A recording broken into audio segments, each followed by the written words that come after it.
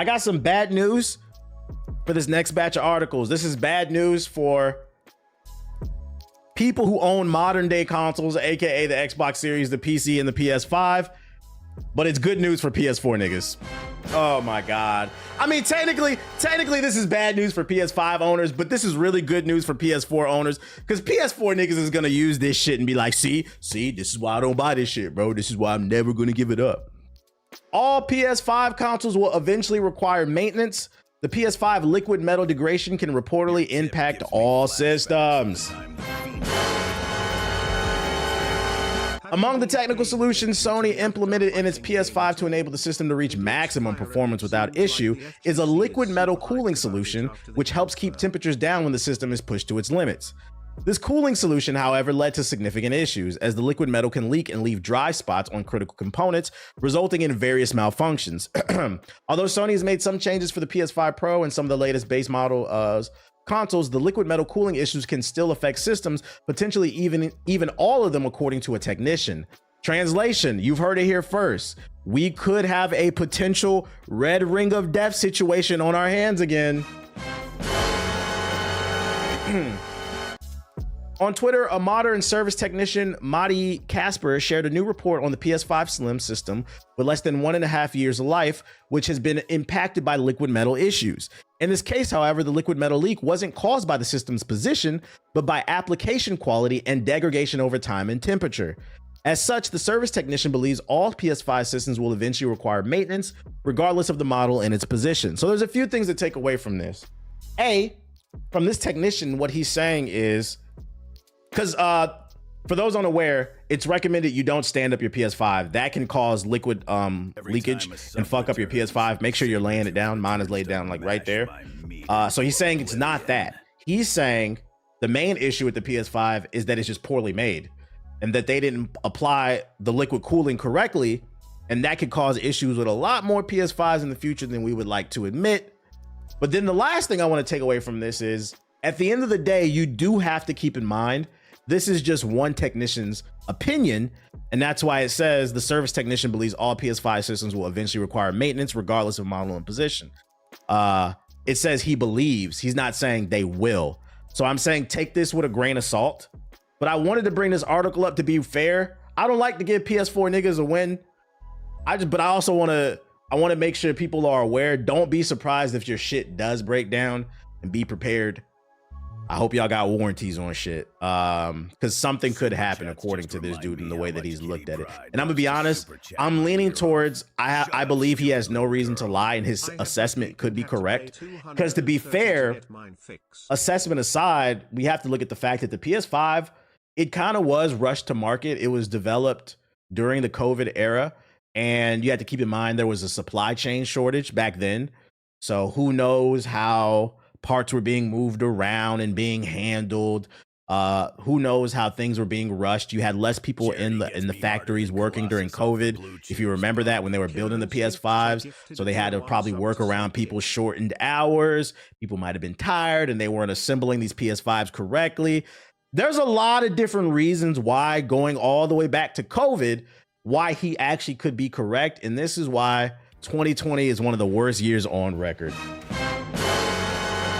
Now, granted, I have a base PS5. Mine has still never had no issues. I got the Pro. Mine has still never had no issues. But what I will say is what he's saying does make sense. Don't be surprised if something happens and there's just mass breakage of the PS5. Basically, eventually you got to replace the thermal paste type shit. Well, no, he's saying that the liquid cooling is leaking into the parts. It's not just about the thermal paste. It could fuck up your shit. And I hope Sony does some type of deep dive into this statement, because they need to offer extended warranties. That's how you get around this. If y'all want some advice, if anybody from Sony ever sees this, think about extending the warranties. And PS4 niggas, listen, this is not good news for the PS5, but I don't want to hear nothing about, oh, see, this is why I don't upgrade. It's not worth it. I don't see it. Nah, you wasn't going to buy that shit anyway. Shut the fuck up, bro. You wasn't going to buy it. Be quiet. Be quiet. We don't want to hear it. We don't want to hear it. I feel like this shit is still loud. I hate this fucking YouTube player, bro. There we go. Somebody in the chat, wasn't the CPU issue? I don't know if it was an issue. Liquid metal is not as good as thermal paste. It dries out. He's not wrong. That's why most cooling components do 15% liquid metal and the rest thermal paste. Yo, shout out to Simple Jack in the chat. That nigga's a fucking nerd putting us on. That nerdy ass nigga just said, well, actually. But no, I appreciate the insight. I didn't know that. I appreciate the insight. So that makes sense. So that's why I said I'm leaning towards what he's saying is probably true. That nigga nerdy as hell, bruh. I didn't know you were supposed to lay it down. Yeah, that's why they're referencing the position in this article right here. The liquid metals leak wasn't caused by the system's position. That's because it came out maybe like a year ago. The best way to position your PS5 is lay it down. So if you didn't know that, understand when you stand your PS5 up, you are taking a risk with your $500 console or $700 console that you got if you got the Pro. I would advise you lay that bitch down. When I read that art, because I used to have mine standing up. When I read that shit, I put my bitches laying down now from now on, bro. I don't play that shit, bro. I am not trying to buy another one, bro. But anyway, just trying to keep people in the know. Trying to keep people in the know about what's going on. If you didn't know, now you know, nigga. Next piece of news. Tomorrow. I don't even know if this video, if you're seeing this on Hokage highlights, this might come out days later, this video. But tomorrow, the day in which I'm streaming, the next day will be the Game Awards. And some drama around the Game Awards is coming out. A trailer at the game, according to this article, a trailer at the Game Awards cost developers up to $1 million, says a new report. Is Jeff Keighley, aka the Doritos and Mountain Dew Pope, is he adding classism to the gaming space, making it hard for people to see their games, get their games be seen? And you know what's funny too, before you even read this article, one of the things that I've been arguing on this stream, this article kind of backs it up. I've been arguing, if you don't follow my content, that gaming is in a great space from a creative standpoint. There's something great to play for every genre. Gaming is not in a great space from a greed standpoint and people using microtransactions and abusing that and stuff like that. But from a creative standpoint, there's something for everybody if you have an open mind.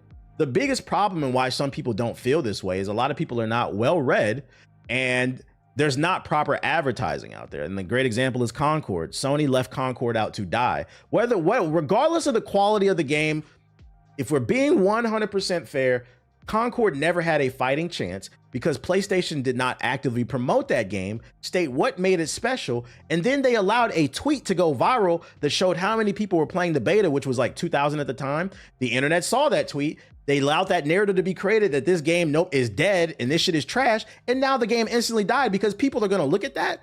Because to be fair, these games are $70, although Concord was like 40, I think. They're not going to want to pay. People are just going to assume it's ass without doing any type of research. So I think one of the biggest issues in gaming right now is I feel like studios and publishers are spending way too much money on the development, creating these massive open world games that are $200 million, these live service games. And then what happens is they don't have the budget to promote their games. And then they sit there and bitch and complain because you and I don't know about this shit. And then it also creates a vicious cycle, like I said, of you have a portion of gamers out there that think gaming is dead because they don't know all these amazing games exist. Now, where am I going with this? I think this article corroborates what I've been saying because I just said one of the biggest problems is a lack of advertising. And look at the barrier. It costs millions of dollars to get it on the fucking Game Awards. The news comes from a new Kotaku report, which states two anonymous sources who told, those anonymous sources, by the way, were indie devs, right? This fucking asshole, Jeff Keighley, piece of shit. You want $1 million? Who told the outlet that a 3-minute trailer now costs over $1 million to be featured during the Game Awards hosted by Jeff Keighley. That's double the price of what it reportedly cost developers to be featured at an opening night live, another show run by Jeff Keighley, now that that's the game's business. And I'm not going to sit here and talk shit because I get it. To be fair to Jeff Keighley, for those unaware, he pays out of his pocket for this show. This is his baby. So this is why the Game Awards is full of slots for game announcements and advertisements, because he has to make that money back. So I get it. It's a business. He's paying out of his pocket. He doesn't have like a big corporate entity backing him. I think a happy medium, if I could give a solution, if Jeff ever sees this, if he ever puts the Doritos and Mountain Dew down, a happy medium for this is get your dollars, get your money, right? But then maybe have reserve 2 or 3 discounted spots for some indie developers.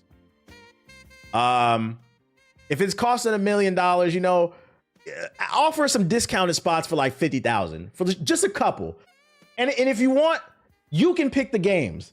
Like they just, as long as they're good, like you can be selective about it. You can curate it, but I think you should just let people get their shit off, bro. Need tiers for this shit. Just to be fair, because like I get it. You got to make your money, right? You said, really? Yeah, this is something that he does. He's not backed by anybody. This is something he did out of his pocket. If you go back and look at it from like 10 years ago, it was much smaller, but that's why it's gotten bigger and bigger. Although I take that back. So it did start with him paying out of his pocket and he's grown it over the years, but maybe this year I would say it is corporate. Because to be fair, they did announce today, a couple weeks ago, that you can watch it on Amazon Prime. Because he struck a deal with Amazon, he's probably getting some corporate money now too. But I will, at bare minimum, I know for a fact that the Game Awards had a grassroots movement. But anyways, two video game publishers told Kotaku that although they were not familiar with this year's rates, it sounded in line with what they'd expect from the previous years. The Game Award on Amazon, really? Yeah, so they're streaming it on Twitch and YouTube for free. And they're all, if you have Amazon Prime, you can watch it on Amazon. And apparently there's going to be some exclusive announcements on Amazon. So I'm thinking I might, because I have Amazon Prime, I might pull up the Amazon stream when we react to it tomorrow, if I remember. The Game Awards last year amassed 14 million views on its YouTube channel, meaning that as of a rough estimate, which is doubtful that it'll be approximately a $70 CPM. Whether the rates are worth it for developers and publishers is a question only they can answer, but it's known that Jeff Keighley likes to offer free placements for major announcements and some indie titles here and there, so unless more sources come forward, it's somewhat difficult to gauge if such placements are worthwhile. Oh, they're saying it does exist. Okay, I stand corrected. I was unaware of this. I wonder how many there are then. He might need to, especially because these shows be like 2 hours long. I ain't gonna hold you, Jeff. I'm gonna go ahead and say it. I would rather you give more free placements to dope indie games and just cut out the music portion of the show, nigga. Cut it out, bro. I don't want to hear. I mean, maybe y'all disagree with me, but I really don't want to hear a nigga play The Legend of Zelda on the cello and shit. I don't want to see a nigga on stream dressed as Link with a Minish cap on, with an ocarina blowing into that bitch. I don't want to see that shit. I don't care. And I love video game music. I love it. But I could do without it at the show. We could cut 30 minutes right there and give it to the game developers, man. Show some love. Because like I said, one of the biggest issues is advertisement. It's a lack of visibility for these people. I've always made the argument, are you the best fighter at the tournament? Or are you the one that has the money to get to the tournament? The best fighter in the world might be in some small village in Kenya, but doesn't have the money to get to the Taekwondo tournament or some shit like that. If you follow what I'm saying. The same shit with this gaming shit, bruh. There could be a dope game out there that we are unaware of, but they only had the money to produce the game. They don't have the money to show it. And, you know, you got the platform, so fuck it. Why not? Nigga just made my stomach hurt, but I fully agree. Matter of fact, we know niggas is not the best at the tournament. Because anytime Black Americans decide that, and specifically, anytime Black Americans decide we want to do a sport, we take that shit over. If more Black Americans had the resources to participate in sports like, say, tennis and gymnastics, bro, I know Tyrone in the hood, that nigga was doing backflips when we was 7. Shit you never seen before. If he had the proper resources, he would be the greatest gymnastic in the world. But a lot of the stuff that, an example is pickleball. Pickleball is expensive. A lot of stuff that they be inventing, new sports and shit, it's really just a way to gatekeep you at it. Y'all not ready for that conversation, man. Y'all not ready for that conversation, bro. And y'all know what I'm talking about. Y'all got a cousin. Y'all got man down the street. Nigga doing all types of backflips at 10. We seen that shit already, bro. We ain't impressed at the Olympics. That's beside the point. It's also worth pointing out that $1 million figure, despite being eye-catching, is for the longest running trailers, with lesser runtime trailers costing less. Opening Night Live 2025 was reportedly approximately $500 for a 3-minute ad, $150 for a 30-second, and $210,000 for a 1-minute ad. So assuming the rates for the Game Awards are double, that should be around $300,000 for 30 seconds and $420,000 for 1 minute. Oh, Jesus Christ. Jesus Christ. Come on, Jeff, man. Do better. Do better. Don't forget the prestigious high schools are rigged. Real shit, bruh. Real shit. We about to see some bullshit. Man, I hope we see some cool shit. So that's the news. What's going on? The drama around the game awards. I wonder if we'll see this game intergalactic. What else I got for you? Arrowhead founder casually mentions that Helldivers 2 roguelite mode is in the prototype phase, and changes to the game are fundamentally coming, or it changes the game fundamentally, they said. So we have new content potentially coming to Helldivers 2 for any fans out there. Helldivers 2 is a deep engrossing co-op shooter with no shortage of things to do, but I wouldn't say no to additional modes that shake up its mission-based structure. According to Arrowhead's founder, such a mode is actively in the works for Helldivers 2, so it is confirmed it's coming. Hell, we have a prototype of a roguelite mode. It changes the game fundamentally. They casually wrote on a Twitter post, users pitching his idea for an endless mode, as if he didn't just spill the beans on what would be the biggest shakeup for Helldivers 2 since launch. You're going to go live for the Game Awards just like last year? Yeah, I'll be live. I'll probably be live. The Game Awards on the West Coast starts at 4:30 PST, so that's 7:30 EST. I'll probably go live like 4:15. I'm gonna play tennis in the morning and then grab lunch, and then I'm gonna boot up the stream. Playing tennis, I gotta beat somebody's ass in tennis tomorrow. Well, that's exciting. While most of us haven't taken to social media to tell Arrowhead about it, I'd imagine a lot of fans have also wondered what an endless mode in Helldivers 2 would look like. I reckon anything resembling Gears of War, old Horde mode, or a Halo firefight would fit nicely, though based on Piltis comparison to roguelikes, we can assume this prototype includes modifier or power-ups. So if you never played a roguelike, basically what they're talking about is they're going to put a game mode in there where there's probably going to be rounds, and every round you'll get like a new power-up if you survive and go longer. It'll be a combination, it sounds like, of like Gears of War Horde, and if you survive the round, you'll get like a new power-up that changes the game, like fire on your gun, or maybe you run faster or something like that. Modifiers, basically. They said, hey, we have a... That shit disappeared. What the fuck? We have a prototype of a roguelike mode. It changes the game fundamentally. So there it is right there. How long this will take to come out, I don't know. You think anything will get shadow dropped? I don't know. I'm not gonna lie. I'm not too in tune with the Helldivers 2 community, so I don't know. I can't really speak on this too much. I'm really just covering this because I know a lot of y'all like the game, just making people aware of it. And also, it's a slow news day. Horde mode in Gears of War is so good. Yeah, I feel like Horde mode in Gears of War is a great example of J. Cole's bar. So suddenly my old highs become my new lows. Meaning, when you first accomplish something, you get a crazy high. But once you start to get used to it, like once you start used to getting money, like the first time you get money, that shit is crazy. But once you start getting used to getting money, this shit is, you know, it's like whatever. Y'all wouldn't understand. But that's not the point. The point I was trying to make is, let me stop. So Gears of War 2, when Horde mode came out, I remember we played that shit to the AM in high school, man. We used to get a high off of that shit. But nowadays, when a game has a Horde mode, it doesn't really do anything for me, just because it's like you've been there, done that. Was that a J. Cole stray? No, that wasn't a J. Cole stray. I was quoting him. I was bigging up. Bro, what's wrong with you niggas, bro? I was bigging him up, bro. I was quoting him. You a clown. So the fact that it has roguelike elements in it, I think that's what would make this mode hit. But if it turns out to just be like a Gears of War Horde mode, I don't know if that will really hit like that. Anyways, just letting y'all know. We got a first look at Supergirl. I think the trailer is supposed to drop tomorrow. I saw a TikTok. I actually have the book for this. I am waiting. So it's going to drop June 26, 2026. I'm probably the week before this movie comes out. I have one. So this movie is based off of Supergirl, the Woman of Tomorrow, I believe. I have the book. I'm going to read the book like a week or two before the movie comes out, just so it's like fresh in my head. It's sitting on my shelf. That is my plan. The Woman of Tomorrow. There we go. Yeah, I bought the hardcover of it. I couldn't resist. It was so fucking fire. Did you cop Absolute Madman 15? I did. I'll probably read it tonight. I got it. I just haven't read it yet. The book is so good. I heard the book is fire.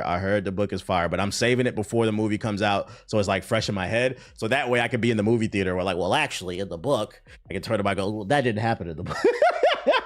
If Paramount's hostile takeovers, don't wish that. Yeah, that's how I felt about Helldivers. I played so much Horde mode in high school. The game ain't hit for me. Tight shit. Is this James Gunn? Yeah, it's James Gunn.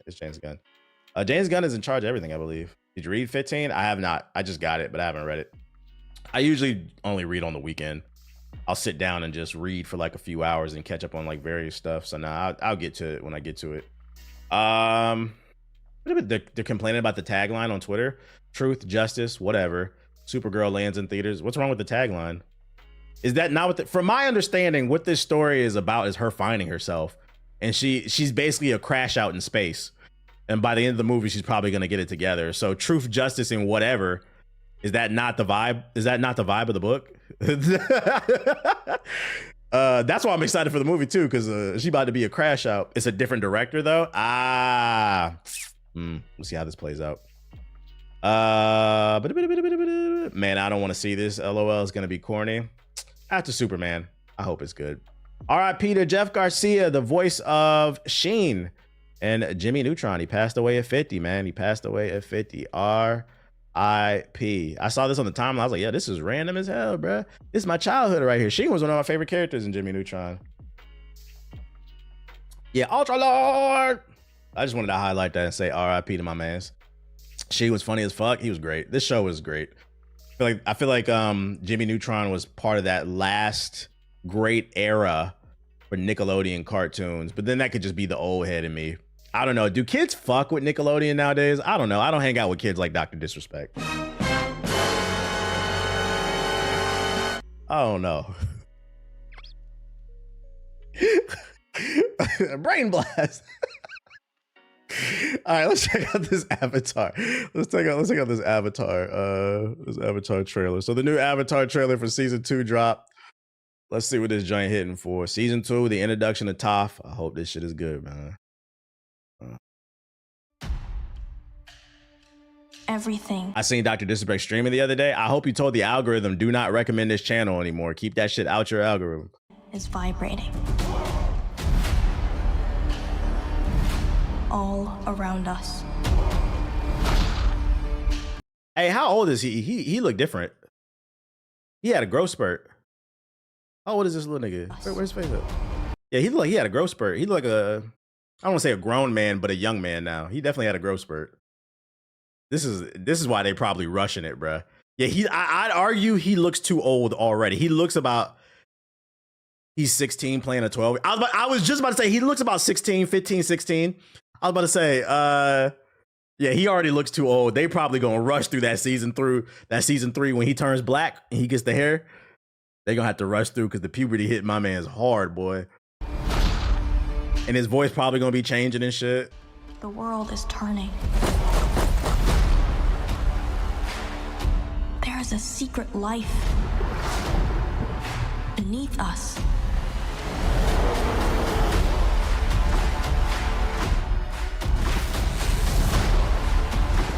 Big Azula. Got Azula's friends, okay. We're all connected. Boy, it's gonna be mad deep. I have to stop the fire. What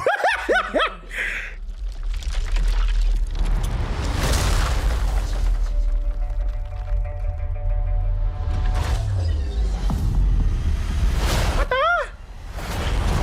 Was this show good? It was mid, to be honest. She looks all right though. It's Toph. She doesn't look young though, but I mean, like, the outfit looks okay.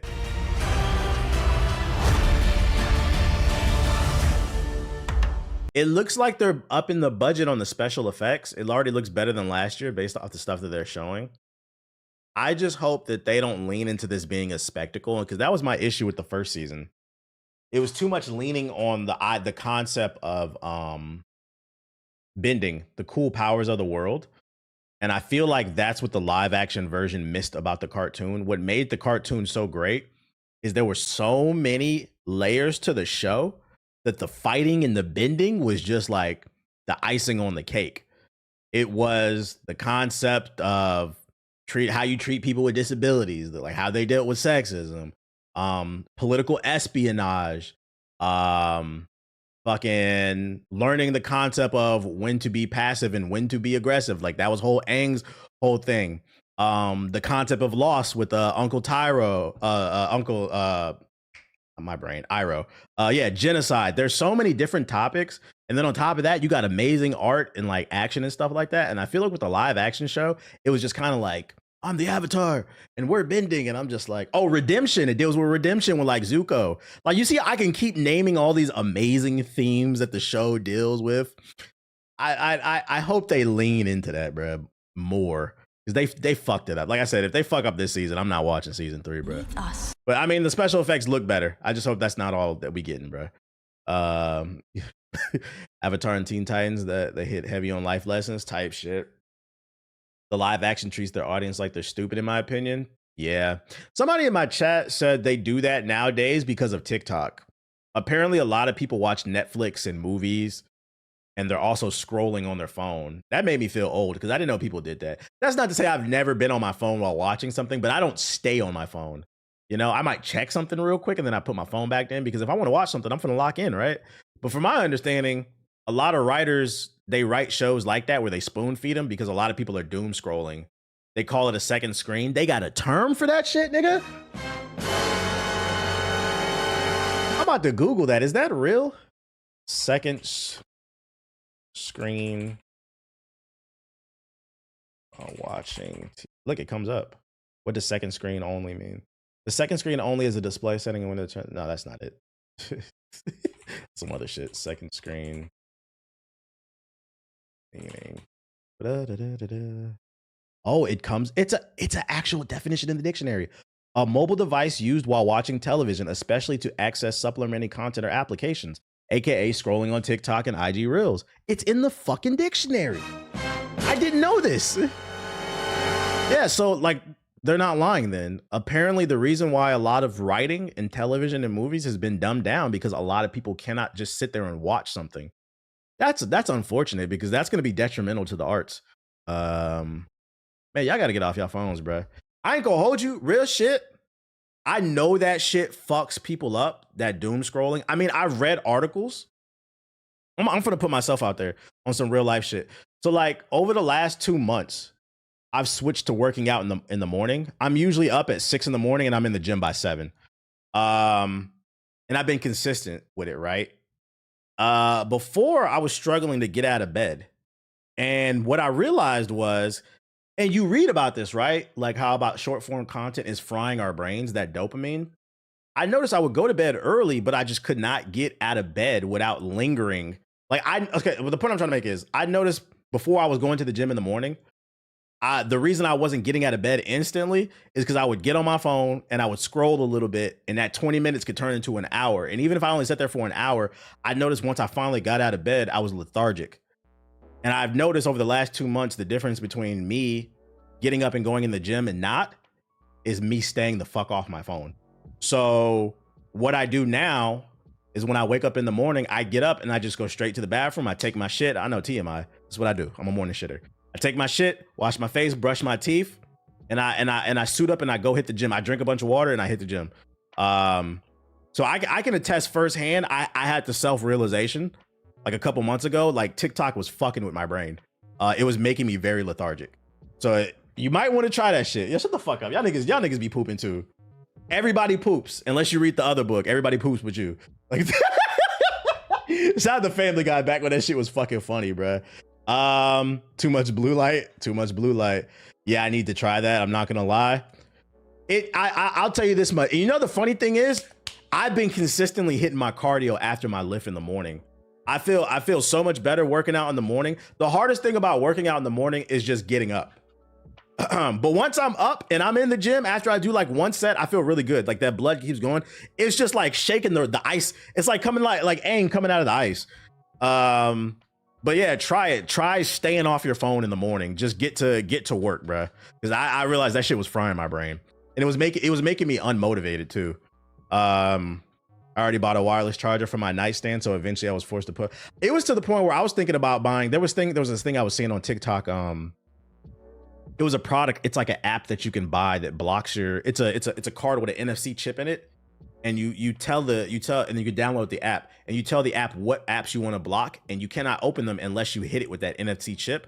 So like you would have to go in your wallet, pull out the card, and tap your card against the phone in order to open the app. I was thinking about getting that for like social media. Specifically TikTok, because Twitter's toxic. I don't be on that shit. I really don't be on Twitter or Instagram. But that TikTok algorithm is really good. So I was thinking about buying that, and then I got to the point I was like, wait a minute, bro. I'm a grown ass man, bro. I'm not finna buy that shit. I'm finna just willpower this shit. Fuck that shit, bro. Nah, you like me for real?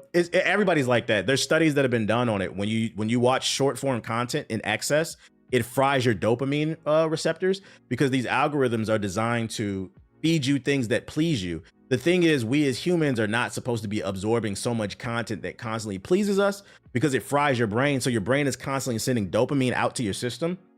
when it's supposed to trickle slowly out during the day. So what happens is if you wake up in the morning and you consume that stuff, you've used all your dopamine for the day. So by the time you get up, you're tired. You're talking about damage from phones. Reminds me of this tweet. So hey, just try fucking going cold turkey. That's what I did. That's something for the fuck it, bro. And now I feel good. It's like an afterthought for me. I just get out the bed and go now. It's routine for me. Shit literally affects your brain chemistry. Yeah, at 35, I can admit that shit was fucking with me a little bit. So it concerns me because people who are not fully mentally developed as a kid, it's like, what is it doing to them? Like, goddamn. Like, at least I'm old enough to have the self-awareness. Like, yo, I need to change it up because it's making me less productive. What the fuck is it doing to a kid? Let me read this. Me watching some high fantasy shit, I would simply not be corrupted by the magical object if it actively harms you while you don't just put it down, idiot.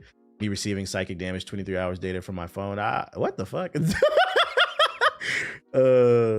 the youth is cookies. Yeah, because they lack that discernment, unfortunately. I really only watch long form content.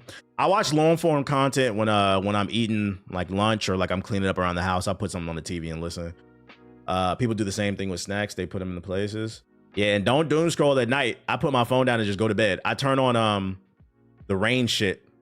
Black screen with the rain for 10 hours. That shit puts me out like a nightlight.